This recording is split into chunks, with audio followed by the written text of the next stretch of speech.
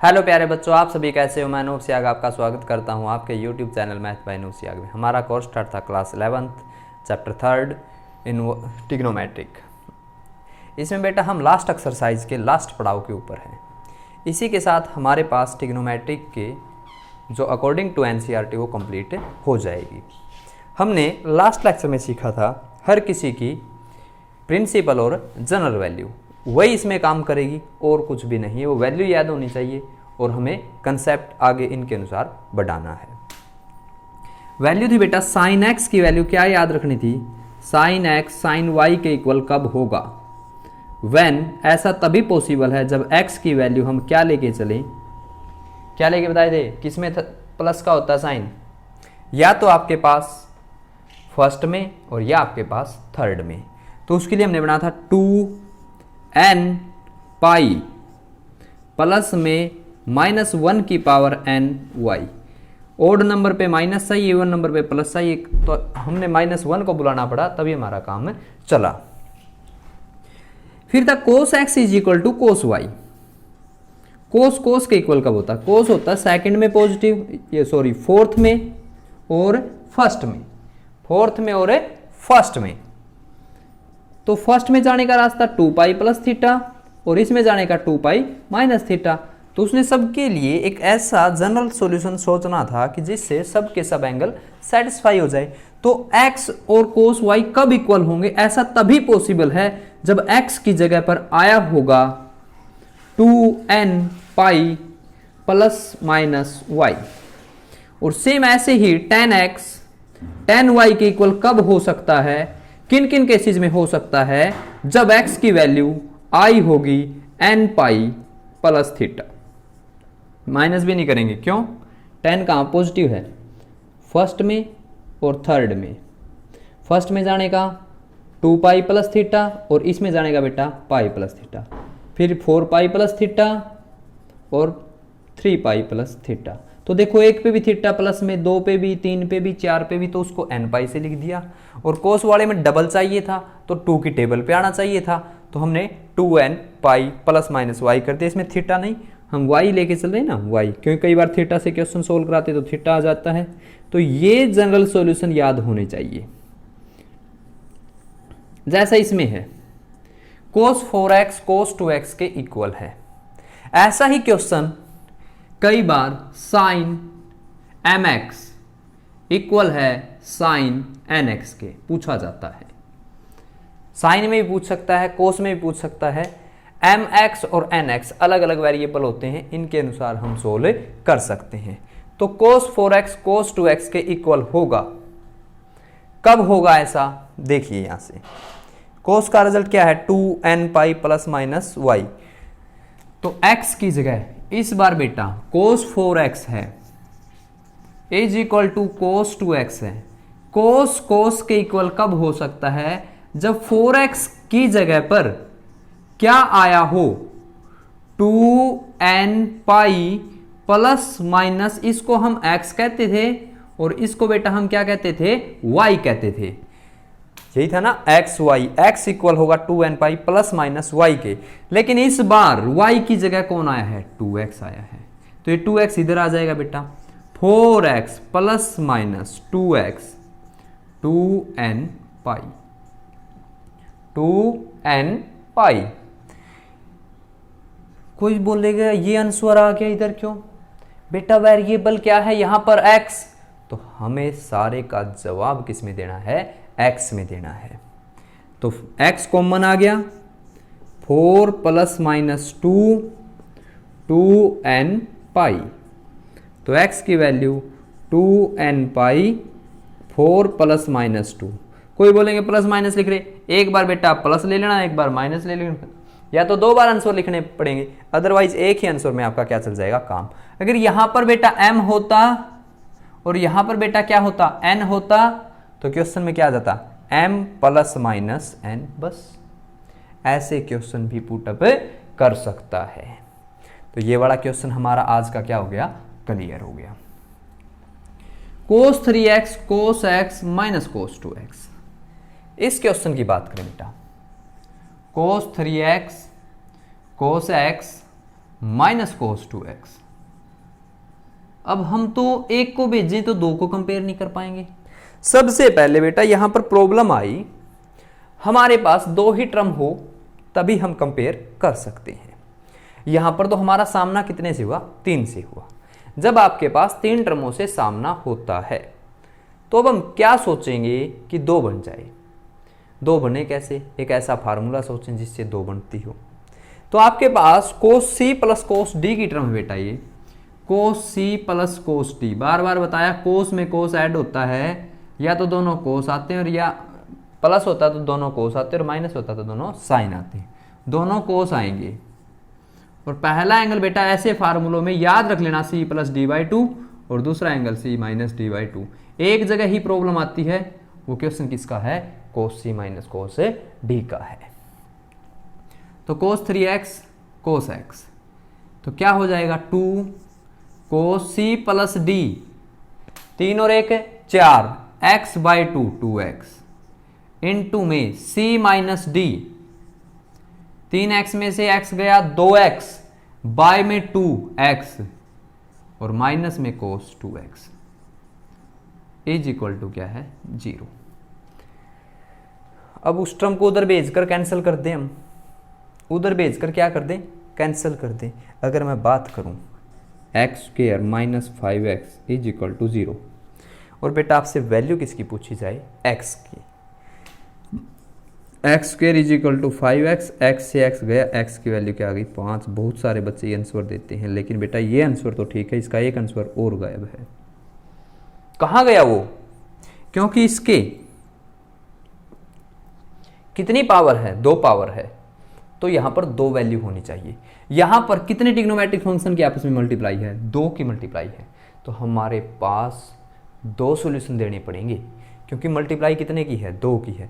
कहीं कोई करे माइनस कोस 2x उधर भेज दिया, प्लस का और कोस 2x से कोस 2x गायब। अरे हमने कोस 2x को तो वैसे ही खत्म कर दिया, हमने उसका सॉल्यूशन तो नहीं दिया बेटा।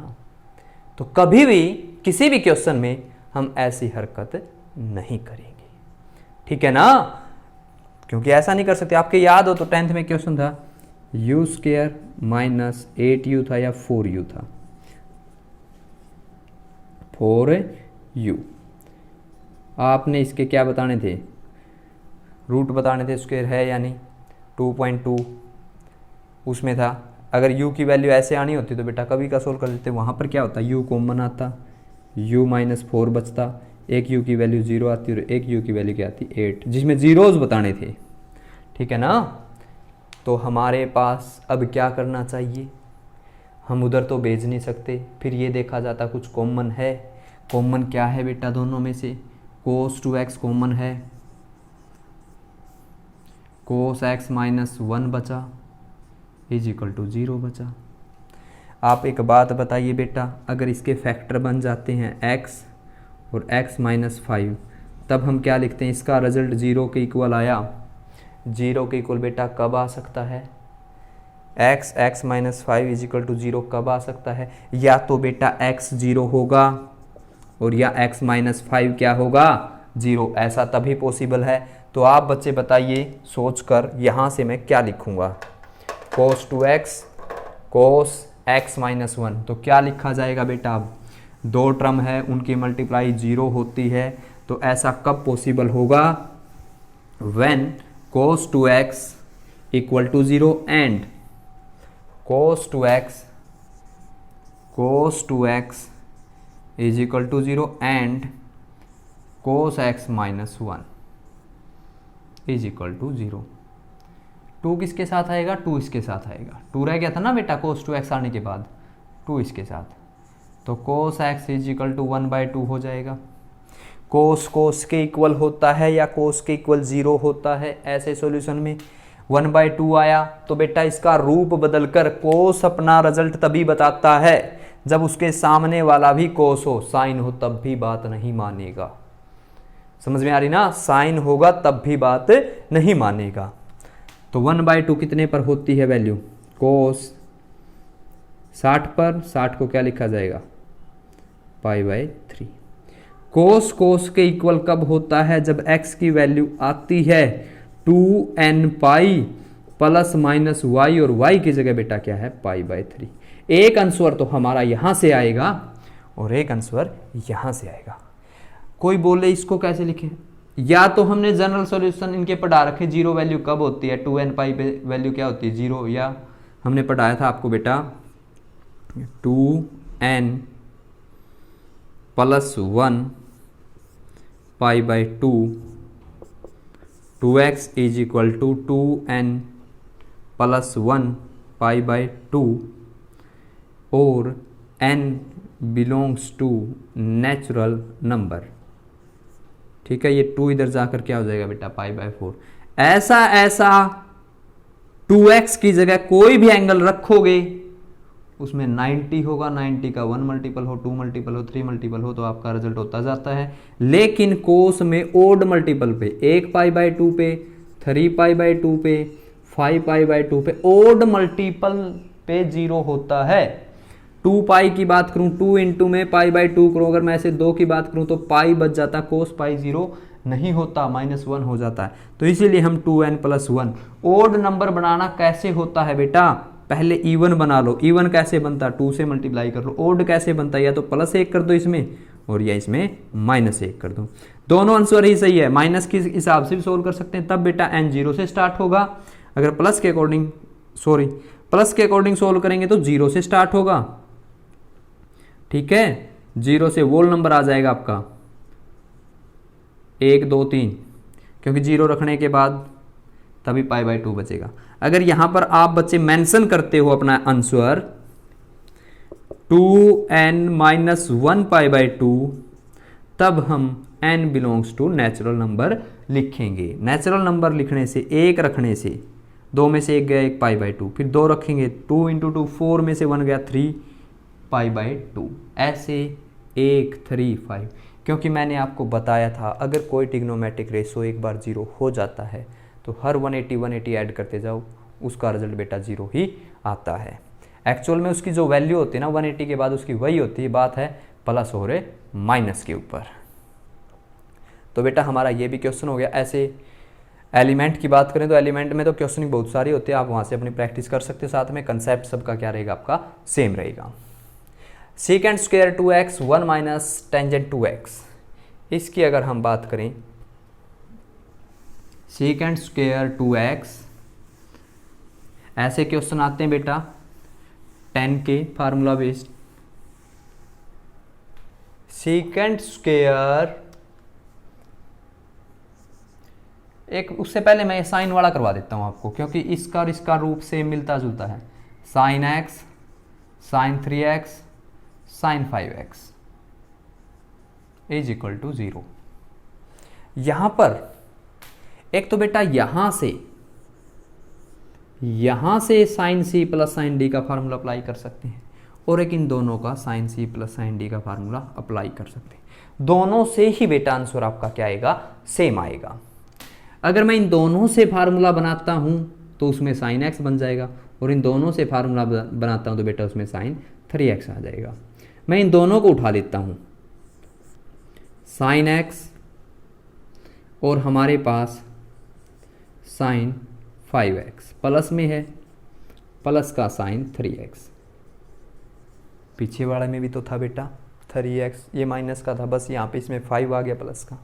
जब भी ट्रिग्नोमेट्रिक टर्म साइन कोस एक से ज़्यादा आ जाती है प्लस में, c + d के पास ही जाना पड़ेगा, वही इनका समझौता करवा सकता, अदरवाइज हम कितना ही सोच ले बेटा हमारा सॉल्यूशन नहीं होगा।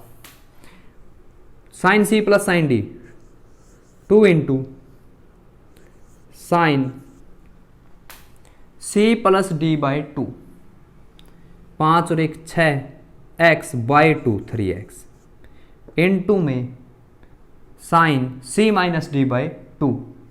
इस 5x को आगे लिख लें, प्लस में ही है ना, इस x को पीछे, क्योंकि छोटा एंगल बाद में रहेगा, ये बड़ा प्लस में ही है, sin 5x भी c + d/2 इंटू में cos c - d/2, 5x - x 4x/2, 2x आ गया, प्लस में sin 3x आ गया,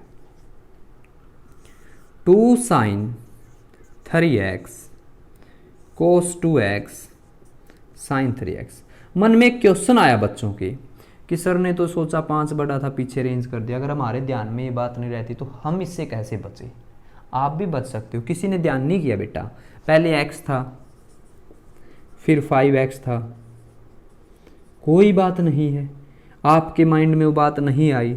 2 sin c plus d by 2, 6 3x आ गया, इनटू में कोस आएगा, c माइनस डी माइनस के 4x बाई 2 आएगा। घबराने की बात ही नहीं है बेटा, यहाँ पर कोस में माइनस एंगल आ गया और कोस में माइनस होता तो क्या हो जाता है? पॉजिटिव हो जाता है। ठीक है, ट्रिग्नोमेट्रिक के रास्ते बहुत सारे हैं। कई सोचे भाई आपने तो बीच में आके ठीक कर लिया, अगर आपसे ठीक नहीं होता तो माइनस आता बेटा, कोस माइनस प्लस का कोस थीटा, वहां से भी आप बता सकते हो। ठीक है, अपनी ओर से जितने मतलब आप बच्चों के डाउट हो गए, हम सारी बातें सोचकर पहले ही चलेंगे। कई बार कुछ बातें रह भी जाती बेटा, आपको व्हाट्सएप नंबर गिवन है तो आप वहाँ पर भी हमारे से प्रॉब्लम पूछ सकते हैं। किसी भी क्वेश्चन का आपको सॉल्यूशन चाहिए, कोई बात समझ में नहीं आई तो हम बोलकर भी ऑडियो मैसेज के द्वारा या आपको इसका सॉल्यूशन प्रोवाइड करके उसको समझाने की कोशिश करेंगे। तो आप बच्चे साथ में जुड़े रहिए, आपकी जो भी प्रॉब्लम आती है बेटा आप बच्चे पूछ सकते हो। ठीक है, आपका हक है। तो यहाँ से अगर हम बात करें, बातों को छोड़कर बेटा हमारे काम क्वेश्चन आएंगी, बातें कम आएंगी। साइन 3x कॉमन आ जाता है, 2 cos 2x प्लस 1 बच जाता है। साइन 3x वही उसी सिचुएशन पर आ गए हम, या तो ये 0 है या ये 0 है। साइन 3x 0 है या 2 cos 2x प्लस 1 0 है। दो रास्ते बनते हैं, ये 0 भी हो सकता है और ये 0 भी हो सकता है, तभी तो रिजल्ट क्या हो जाएगा बेटा? 0 हो जाएगा। साइन 3x का रिजल्ट 0 कब होता है? हमने बताया था n पाई के ऊपर रिजल्ट क्या होता है? 0। तो 3x इजिकल टू क्या आएगा? n पाई, और x की वैल्यू बेटा n पाई बाई 3। ये हमारे पास किसकी वैल्यू आ जाएगी? x की। दूसरा cos 2x और माइनस के 1/2 हो जाएगा। कोस कोस के इक्वल लिखा जाएगा बेटा। कोस की वैल्यू माइनस कब होती है ये बाद में सोचा जाएगा, सबसे पहले 1/2 सोचो। कोस 2x 1/2 कितने के ऊपर है बेटा? सोचो 1/2 कितने के ऊपर है? 1/2 होगा 60 के ऊपर, लेकिन 60 डिग्री पे कोस माइनस नहीं होता। कोस नेगेटिव हुआ उसका बारे में बात करेंगे। कोस 60 डिग्री लिख लिया, यहाँ पर आपने माइनस लिख लिया। कोस माइनस कहाँ है? हम सेकंड क्वाड्रेंट में भी हो सकते हैं और थर्ड में भी हो सकते हैं। अगर बेटा मैं बात करूँ कोस 60 डिग्री माइनस को ऐसे लिखा जा सकता है 180 माइनस के 120, ये 60।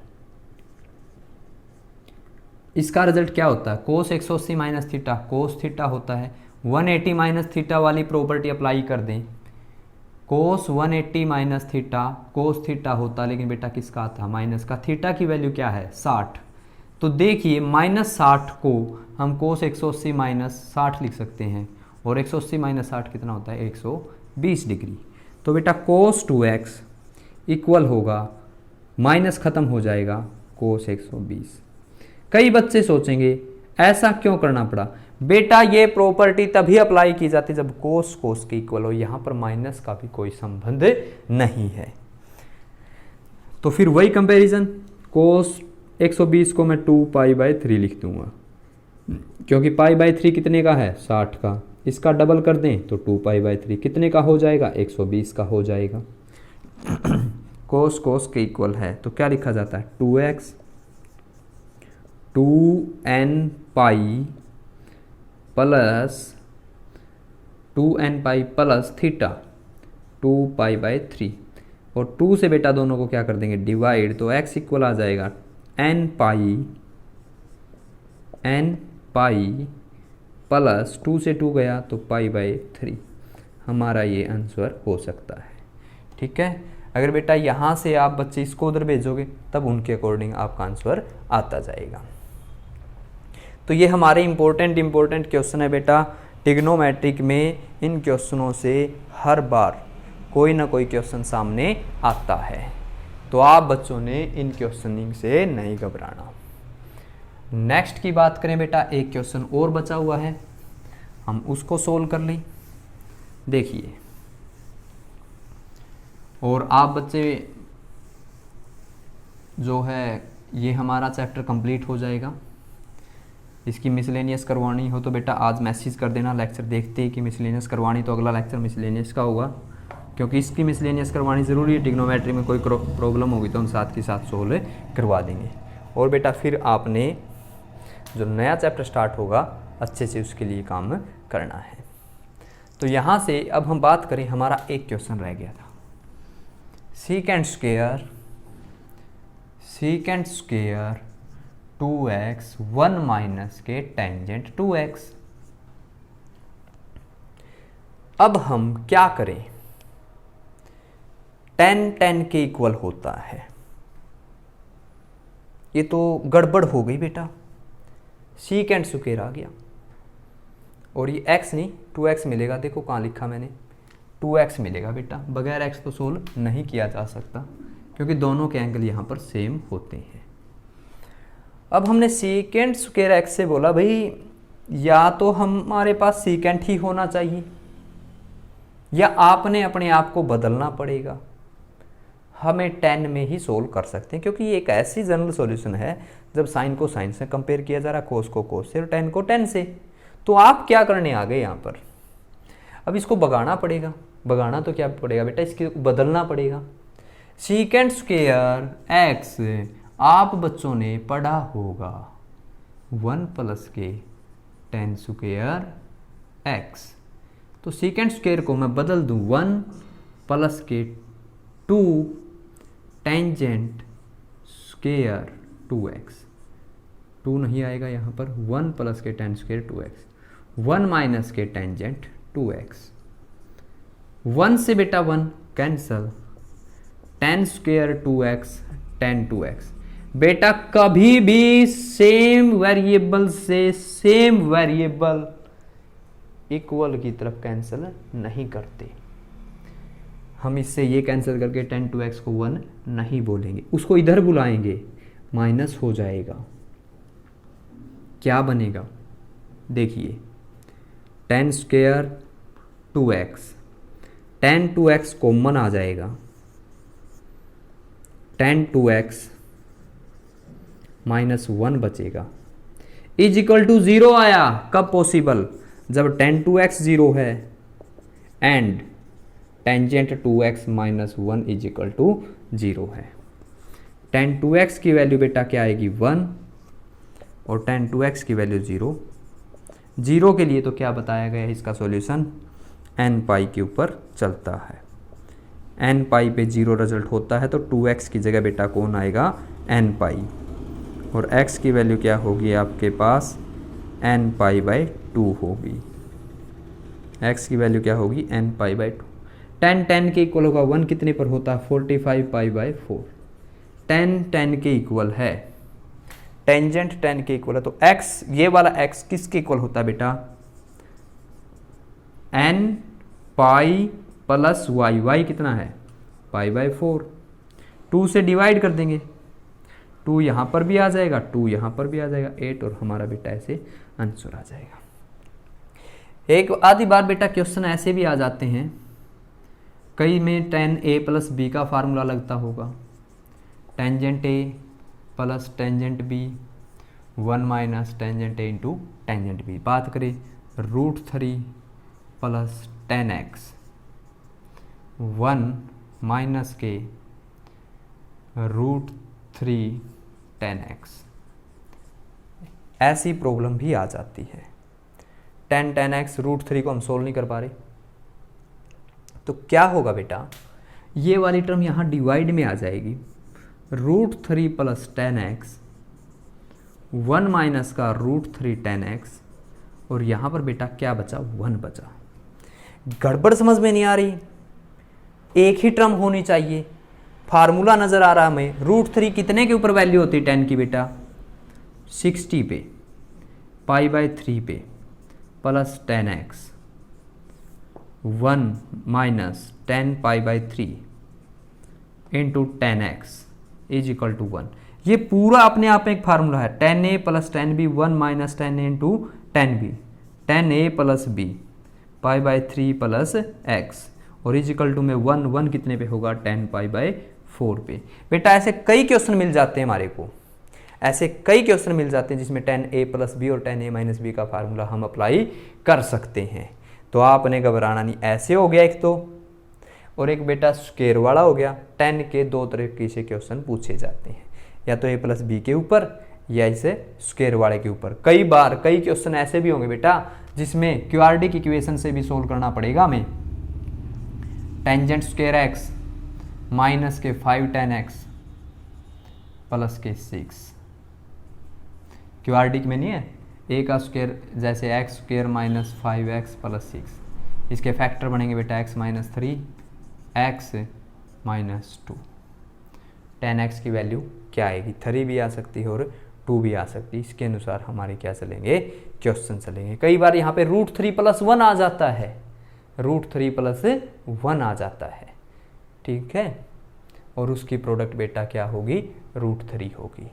कई बार क्वेश्चन ऐसे बना देते हैं tan square x √3 + 1 tan x, ठीक है, इन दोनों की प्रोडक्ट करें तो